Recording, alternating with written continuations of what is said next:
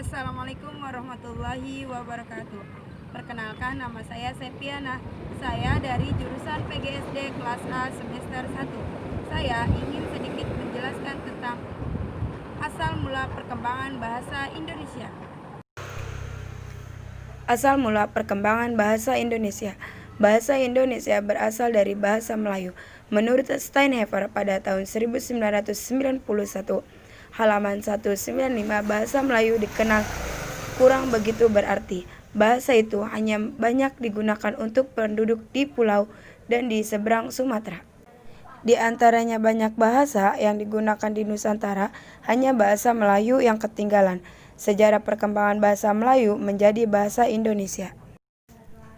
Yang pertama, menurut Abbas Hussein pada tahun 1983 mengemukakan bahwa sebelum negara Indonesia lahir, bahasa Melayu menjadi bahasa pergaulan di Nusantara baik antara pulau atau suku, atau disebut norma intra-etnik. Bahkan Melayu menjadi bahasa perhubungan antara bangsa, terutama di Asia Tenggara.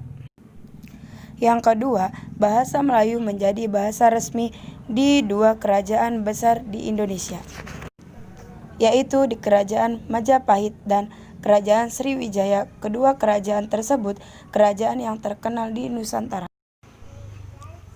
Yang ketiga, bahasa Melayu menjadi bahasa perjuangan. Menurut psikologi, seluruh suku bangsa Indonesia menerima dengan sukarela bahasa ini menjadi bahasa nasional pada waktu pencetakan Sumpah Pemuda tahun 1928. Yang keempat, bahasa Melayu mudah dipelajari dan mudah dikembangkan. Maksudnya, bahasa Melayu menjadi asal bahasa Indonesia yang susunannya mudah dan sederhana. Hal ini dapat dilihat pada bidang tata bunyi bentuk kata, aan, tata kalimat. Bahasa Melayu sudah menyesuaikan diri dengan pemakaiannya. Kemudian, politik bahasa nasional. Yang ke-1, kebijakan nasional. Kedua, bahasa nasional dan bahasa resmi. Ketiga, bahasa daerah. Terima kasih, itulah tadi pembahasan tentang asal mula perkembangan bahasa Indonesia.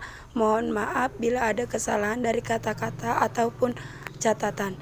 Wabillahi taufiq wa hidayah. Wassalamualaikum warahmatullahi wabarakatuh.